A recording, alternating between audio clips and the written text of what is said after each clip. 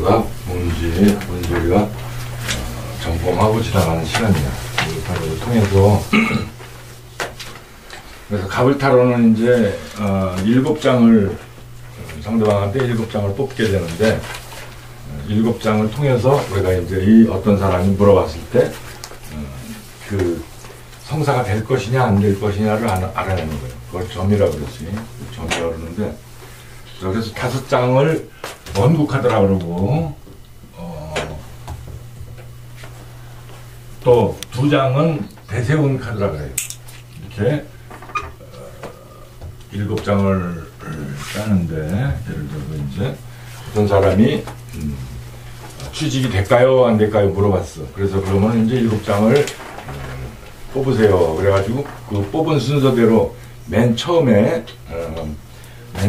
연간이 되고, 그죠? 연간이 되고, 그 다음에 월간이 되고, 그 다음에 일간이 되고, 그 다음에 시간이 돼. 이렇게 이제 이런 순서대로 배열을 하고, 그 다음에 5번째는 월지가 돼요.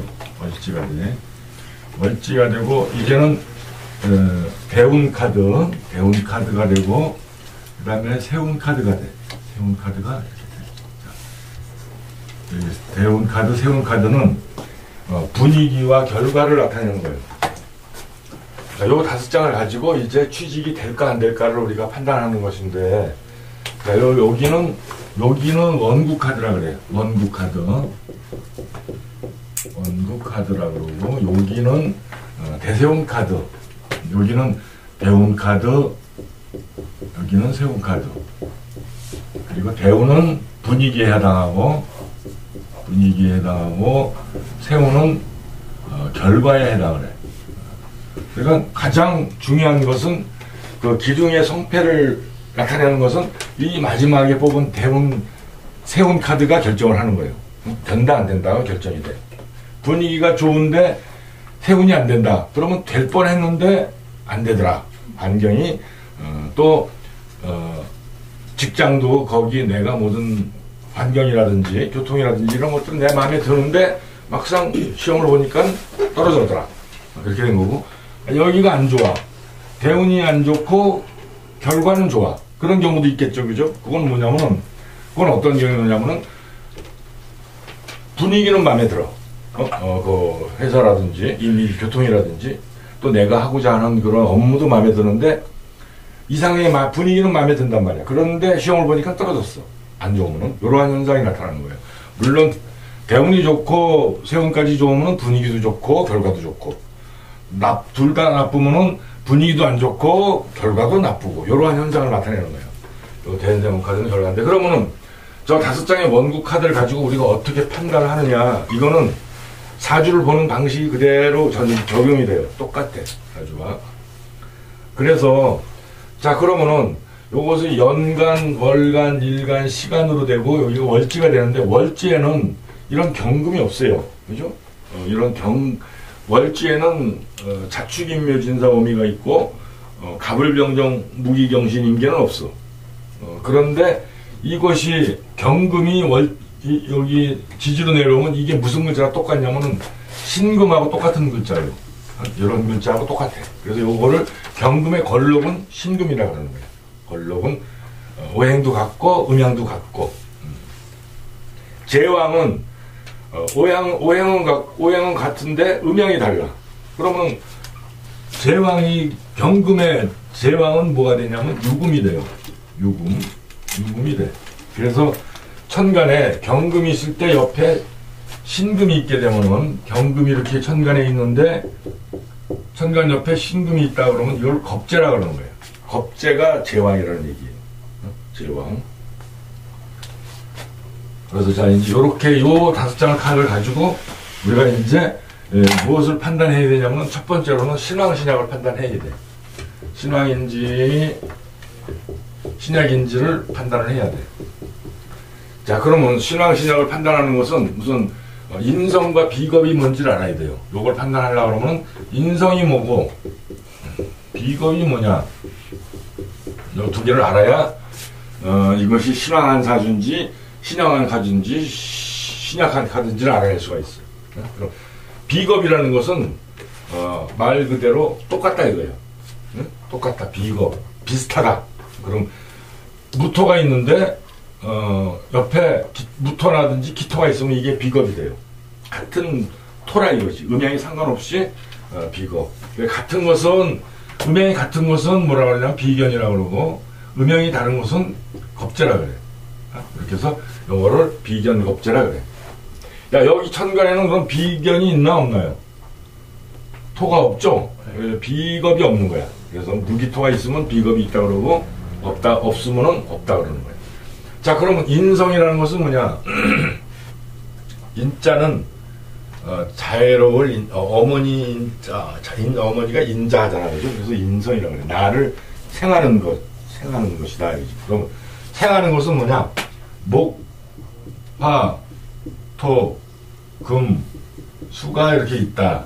그죠? 수가 있다. 그러면 목의 입장에서는 나무는 물을 주지 않으면 죽어버려. 양불 못 먹으니까, 그죠? 그래서 나무의 입장에서는 수가 어머니, 인성이라 그래. 또 화의 입장에서는 화는 나무를 공급을 하지 않으면 불이 꺼져버려. 그죠? 그래서 화의 입장에서는 목이 어머니고, 그죠? 그럼 토의 입장에서는 화가 어머니라. 토라는 것은 불이 타고 나서 재가 남는데 불이 타서 남는 재가 없으면 흙이 이루어지질 않아. 그래서 토의 어머니는 화고 또 금의 어머니는 토란 말이에요. 수의 어머니는 금이고, 그래서 요렇게 이제 인성이 요렇게 구성이 돼. 그러니까 목일 때는 수가 어머니고 수일 때는 금이 어머니고 인성이고 금일 때는 토가 인성이고 토일 때는 화가 인성이고 화일 때는 목이 인성이더라. 요거를 아시면 돼. 그래서 인성에는 편인과 정인으로 나눠지는데 정인을 인수라고도 해요. 인수라고도 하는데 편이라는 것은 음양과 같은 편이더라. 일반과 음양이 같은 편이더라. 자, 그럼 여기에서는 토의 기분 들어오면 화가 있어. 그럼 화가 인성이죠. 그죠? 화가 인성인데 음양이 같을까 다를까요? 음양. 다르잖아. 그죠? 무토는 양이고 정화는 음이란 말이에요. 그러니까 음양이 다르니까는 같은 편이 아니니까 편이는 아니고 인수가 된다 이거죠. 그래서 여기는 인수가 하나 있더라. 인수가 하나 있고 또 다른 데는 없어. 그죠? 그럼 여기는 일간도 비견으로 보는 거라. 일간도 비견으로 보면 여기에는 인성과 비겁을 합쳐서 뭐라 그러냐면 인비라 그래. 인비라 그러는데 인성과 비겁을 합쳐서 두 개를 합쳐서 인비라 그러는데 인비가 5장 중에서 인비가 3장 이상이면 신약이라고 그러고, 그죠? 2장 이하면은 신약이라고 그러는 거야. 지금, 그럼 여기는 비견 1장, 인수 1장, 그죠? 2장뿐이지? 그럼 이건 신화니까 신약일까요? 신약이지? 2장이니까.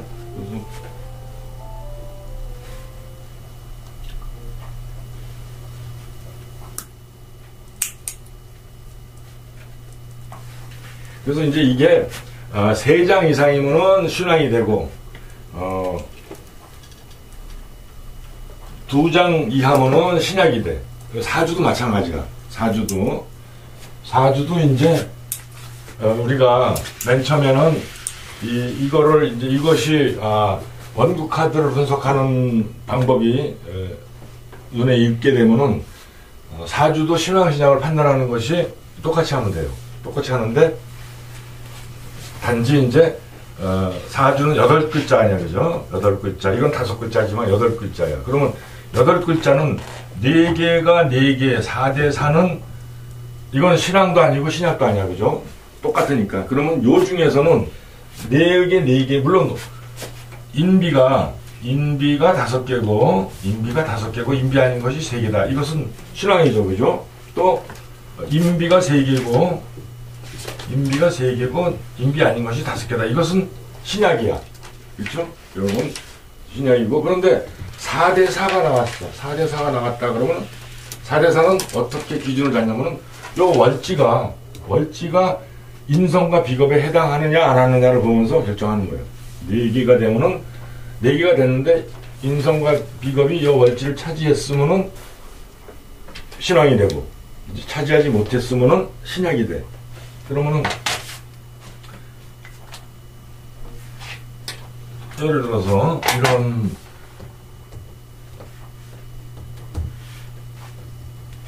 의미가 있어. 자, 여기에서 경금이 하나 더 있고, 경금이 하나 더 있고, 여기에 무토가 하나 더 있고,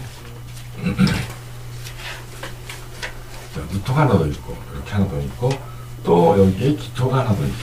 자, 이것은 인성과 비겁이 몇 장이냐면은 하나, 둘, 셋, 네 장이에요. 그죠? 4대 4에 해당이 돼. 그런데 신약이야. 왜 그러냐면 월지를 차지하지 못해서 그래. 그럼 만약에 예를 들어서 이것이 바뀌었다. 이렇게 여기가 비겁이 들어오고, 또 여기가 경금이 들어와 있더라. 자, 이런 사주가 됐더라. 그러면은 이거는 하나, 둘, 셋, 넷, 아까와 똑같은 네 개지만은 월지를 차지했기 때문에 신왕이 되는 거예요. 이렇게 우리가 사주를 판단하면 돼. 사주는. 그러니까 이제 우선 그러한 판단을 우리가 알기 위해서, 그러한 판단을 하기 위해서 이제 이 가불타로를 통해서 이제 보는 거라. 근데 가불타로에서는 여기가 없으니까 요거 없고, 여기 없으니까 요 5장만 가지고 신앙신약을 파악을 하면 되는 거예요. 그죠? 맨 처음에 우리가 신앙신약을 파악하기가 참 애매한데, 요렇게 숙달되기 시작하면 사주가 신앙신약을 판단할 수가 있어. 자, 그럼 이 사주는 지금 현재 인성과 비겁이 합이 2장이니까 신약이잖아. 그죠? 신약한 상태란 말이야, 이게. 자, 신약한 상태로 결론을 놨어. 신약하다. 신약한 상태더라. 그러면은 신약이면은 대운과 세운에서는 어디로 가야 좋으냐면 신왕해져야 좋아. 신왕해야 길이요. 그래서 운이 좋다. 그 사람 운이 좋다라는 말은 뭐냐면은 내 사주가 신약한데 대운은 신왕해주는 운으로 간다 이거예요. 그럴 때 운이 좋다 그래. 운이 안 좋다. 저 사람 운이 안 좋다라고 하는 것은 내 사주가 신왕한데 운도 신왕한 쪽으로 가는 거야. 그죠? 또 신약한데 운도 신약한 쪽으로 가. 그러면은 운이 안 좋다 그래. 또 신왕한데 운이 신약으로 가고, 또 신왕한데 신약으로 가고, 신약한데 신왕으로 가고, 이러면은 균형이 맞아지니까는 운이 좋다. 저 사람은 운이 좋다. 하는 일이 잘 풀리면은 운이 좋다. 운이 좋으면은 대부분 운이 좋은 운을 만나게 되면은 자기가 원하는 일들이 이루어져요. 이렇게. 그러나 운이 안 좋게 되면은 원하는 일이 있는데 그게 이상하게 어그러져. 자꾸만 어그러져. 그래서 운이 좋다, 나쁘다를 우리가 이걸로 판단하는 거라. 그래서 이제 요것이, 크게 어려움은 없어요. 그러나 우리가 맨 기본부터 이러한 것들을 몰든다면 사주가 워낙 복잡하기 때문에 그거를 갖다가, 그거를 어떤 이러한 순서에 의해서 하나씩 눈을 넓혀 나가지 않으면 사주를 보는 것이 힘들어. 우선 신앙신약을 뽑아내려면 뭐가 비견이고 뭐가 인수인지를 알아야 될 거 아니에요. 그죠? 요것이 십신이라 그러는데, 십신이라 그래 이것을. 십신에는 뭐가 있냐면은 비견이 있고 비겁이 있고 또 식상이 있고 또 재성이 있고 관성이 있고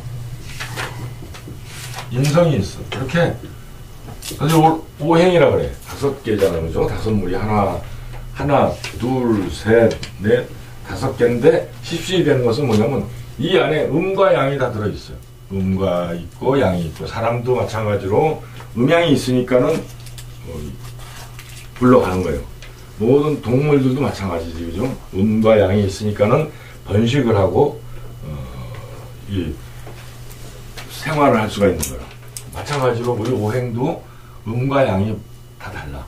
이게 음과 양이 있고 음과 양이 있어. 무가양이 있어. 그래서 이 십신을 통해서 우리가 이 십신을 통했는데 사주를 갖다가 이제 하면서 가장 넘어가지 못하는 첫 번째 장애가 이 십신이라. 이거를 하다 보면 이게 자꾸 헷갈리니까는 이거를 통과하지 못하니까는 사주를 아무리 책을 봐도 이해가 안 되는 거예요. 그래서 이 가불타로는 요걸 통해서 사불타로를 하려고 그러면은 이 비견이라든지 인수라든지 식상, 재성, 관성 이걸 모르면은 뭐가 비견이고 뭐가 인수인지를 모를 거 아니에요. 그죠? 그러다 보면 아예 처음부터 시작을 못해. 그래서 다른 그림을 보는 카드, 유니버설 카드 이런 것들은 그림을 외워야 되지만은 이거는 그 시간 동안에 그것도 한 2달 걸려요. 받으는데 우리는 그 시간 동안에 이 사주에 대해서 이걸로도 점을 치고 그지 타로 카드를 가지고 점을 치고 그 다음에 사주도 익혀 나가는 거라. 가장 어려운 관문인 십신을 통과해 나가는 거예요. 그래서 비견, 비겁, 식상, 재성, 관성, 인성 중에서 우리는 뭘 알아야 되냐면 비겁이 뭔지를 알아야 돼. 그죠? 비겁이 뭔지를 알아야 되고 또 인성이 뭔지를 알아야 이 카드가 신화한지 신약한지를 알아낼 수 있어. 그 다음에 또 식상이라는 것은 뭐냐면은 식상이라는 것은 목화토금수로 이렇게 보면은 목화토금수가 있는데 이렇게 목화토금수가 있는데 목이 식상이라는 건 자식 식자가 붙어 있죠. 그래서 자식이라는 것은 뭐냐면 목이 화를 생하고 화가 토를 생하고 토가 금을 생하고 금이 수를 생하고 수가 목을 생하더라. 여자가 마치 자식을 낳는 것과 같은 이치다 이거예요. 그래서 이것을 식상이라 그래.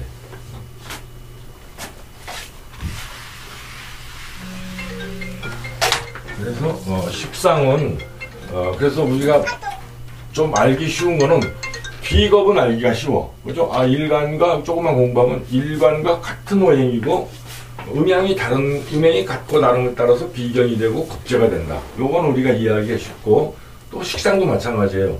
일간이 생하는 거다. 여자가 애를 낳듯이 일간이 생을 하는 거다. 목은 화를 낳고 화는 토를 낳고 토는 금을 낳고 금은 수를 낳고 수는 목을 낳더라. 요것도 이해를 하면 돼. 요것도. 그래서 비견도 이해를 하면 되고 식상도 이해를 하면 되고 그 다음에 인성도 마찬가지야. 인성도 우리 어머니로 생각하면 돼. 내가 만약에 수다 그러면 금이 있으니까 내가 생아진 거예요. 또 목이다. 내 일간이 목이다. 그러면 수가 있으니까 목이 나타난 거예요. 그죠?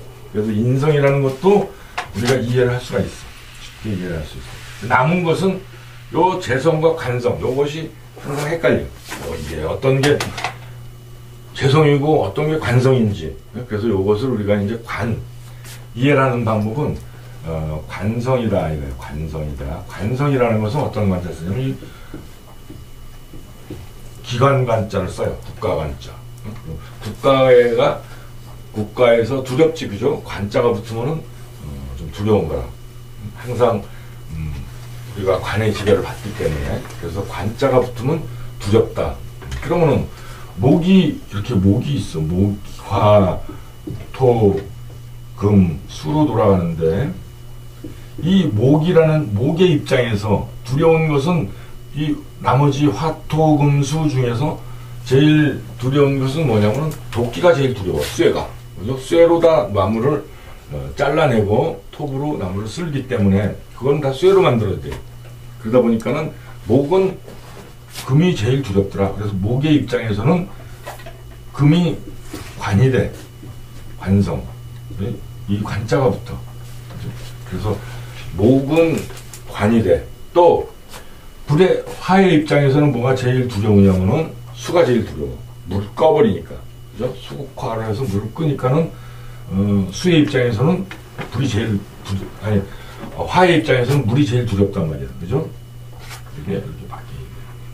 그럼 수의 입장에서는 뭐가 제일 두렵냐면은 토가 제일 두려워.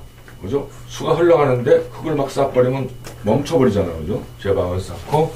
그래서 수의 입장에서는 토가 제일 두려워서 토를 관성이라 그래요. 두려울 관자 써서. 그 다음에 금의 입장에서는 뭐가 제일 두렵냐면은 불이 제일 두려워. 금을 녹여버리거든. 그죠? 내 녹여서 나를 하니까 이 금은 화가 제일 두려워서 화를 관성이라 그래, 금이. 또 토의 입장에서는 뭐가 제일 두렵냐면은 목이 제일 두려워. 목은, 나무는 흙에다가 뿌리를 내리고 그 흙의 양분을 다 빨아먹고 흙을 소토를 시켜버리기 때문에 토의 입장에서는 나무가 제일 두려운 거예요. 그렇죠? 이렇게 나무를 제일 두려워해. 그럼 오늘 요번에 일간은 여기가 일간인데 토란 말이에요, 이것이. 그죠? 그럼 토가 제일 두려워하는 것이 뭐냐면은 목이라 그랬어. 토가. 여기에 목이 있으면 그게 관성이 되는 거예요. 그죠? 그래서 목이 어디 있냐면 간목이 하나 있어. 그죠? 간목이 하나 있는데 이건 무토도 양이고 간목도 양이란 말이야. 그러면 무토도 양이고 무토도 플러스가 되고 또 간목도 플러스가 돼. 이거 음과 양이 같잖아. 그죠? 음과 양이 동일하단 말이야. 그러면 이걸 뭐라 그래? 편자라 그래. 편. 편자가 붙는다 그랬어. 편. 그리고 관성이니까는 관이 붙어. 그래서 무토가 간목을 보면 편관이라 그래. 편관이라 그러고 을목을 보면은 음양이 다르기 때문에 정관이라 그러는 거야. 그래서 이 일간이 가장 두려워하는 게 뭐냐면은 편관이 가장 두려워. 그래서 이 편관이 칠살이라고 돼. 일간을 공격하기 때문에 칠살이라고도 하고 호랑이라고도 해요. 편관을. 그래서 여기서는 이제 그러면 이렇게 이제 우리가 관성에 대한 공부를 했고, 그 다음에 관성을 배웠단 말이에요. 제일 두려워하는 것이. 그 다음에 뭐냐면 재성이야. 재성은 제일 만만하다 이거지. 제일 만만하다. 그럼 목, 화, 토, 금, 수가 이렇게 있는데, 자, 수는 불을 끄잖아. 그죠? 그럼 화의 입장에서는 수가 제일 두려워. 그런데 수의 입장에서는 어떨까? 화를 보면은 내가 불을 끌 수 있으니까 제일 만만한 거야. 요걸 재성이라 그래. 만만하다. 만만하다라고 재성이라고 해. 재성도 편재와 정재로 나눠져 있어. 요거는 재성과 관성은 마치 부부가 결혼해서 한 일가를 만드는 것과 같아요. 그지? 그러면 예를 들어서 수와 화가 결혼을 했어. 결혼을 했다 그러면 남자 입장이면 어떤 게 남자 입장일까요? 수와 화 중에서 수가, 그죠? 화를 누르니까 화는 당연히 남자로부터 극을 받으니까 부인이 되는 거야. 이렇게. 그래서 이게 남자가 되고 남편이 되고 또는 여자가 된다. 그죠? 그래서 그러나 결혼이라는 것은 이렇게 서로 상대가 돼야 되는 것이지 목과 화가 결혼할 수는 없어. 그죠? 이거는 어머니와 자식이 결혼하는 것 같은 거야. 그런 경우는 없잖아. 그죠? 화와 토가 결혼해도 마찬가지고. 그죠? 그런 경우는 없다 이거지. 그러면은 여기 또 요렇게 결혼도 할 수가 있고 수와 화가 결혼할 수도 있고 요렇게도 또 결혼을 할 수 있어. 서로 그렇게 되는 경우. 요럴 때는 뭐가 남자가 되냐면 화가 금을 녹이니까는 금은 재성이 되고 화는 관성이 돼. 정관이라고 그래. 이렇게. 자, 그럼 여기서 한번 관을 찾아보자 이거지. 그래서 정관이라는 것은 여자 사주일 때 남편이 돼. 남편이 되고 또 정부가 되고 애인도 되고 그래요. 애인도 되고 이렇게 관이 돼. 이렇게 정관이라는 것도 편관도 있을 수가 있겠지, 그죠? 그래서 물론 정관이 없으면은 편관을 남편으로 보기도 하는데 대부분 정관을 왜 남편으로 보냐면 음양이 다르기 때문에 그런 거예요. 남자 사주에서는 그렇다면 정제는 남자 사주에서는 뭐가 되냐면은 부인이 돼. 그죠? 또 편제는 애인이 돼. 편제는 애인도 돼. 그래서 우선 이제 부인과 애인, 또 정관과 정제 이 관계가 이제 이루어진다. 자, 그럼 여기서 정부가 무슨 정부예요? 정부, 정주는 남자다 이거지, 정부. 정을 주더라. 예? 정을 주는 남자. 자, 어떻게 쓰나? 남편 등. 그럼 애인하고 똑같잖아요. 그게 애인이지, 정부. 정부도 있고 애인도 있어갖고 나라의 정부 그거 얘기하시는 줄 알았어. 정을 주는데 정부라 그러면 그래도 애인은 슬쩍슬쩍 만나는 거고 정부는 아예 그냥 살림차려서 남편처럼 사는 게 정부고 그지? 그렇게 좀 그게 다르지. 밀부라고도 하잖아, 그죠? 애인은 뭐 같이 살지 않잖아. 막 가끔 이렇게 만나서 여행 가고 이런 걸 애인이라고. 예. 자, 그래서 이제 자 그러면은 지금 이제 요 육신, 십신에 대해서 알아봤는데 십신을 이제 육신이라고도 해, 그죠? 십신이라고도 하는데 또 이거 갖다 같은 말은 육신이라고도 하고 또 육친이라고도 해. 왜 십신이면 십신이지 왜 육신이고 또 육친이냐 이렇게 하는데 왜 그러냐면은 이 우리가 십신, 비견겁재, 식신상관, 편재정재, 편관, 정관, 편인인수 이걸 가지고 육신을 알아내기 때문에 육신이라는 것은 여섯 육자 쓰는 게 아니라 고기 육자를 써. 내 피부치, 그죠? 우리가 살아가는데 육친을 한다 이거지. 그래서 육친이라는 것은 육신이라는 것은 뭐냐면 부친이 있을 것이고, 그지? 또 모친이 있을 것이고, 또 부인이나 배우자가 있을 거 아니야, 그죠? 부인 또 남편. 그래서 이것을 배우자라고 하지. 배우자가 있을 것이고. 또 자식이 있겠지, 그죠? 자식이 있을 것이고, 형제 자매가 있을 것이고, 그지? 이렇게 형제 자매가 있을 것이고. 또 나머지 하나, 둘, 셋, 넷, 다섯이죠. 하나가 모자라지. 하나는 뭐냐면 내가 있어야 돼.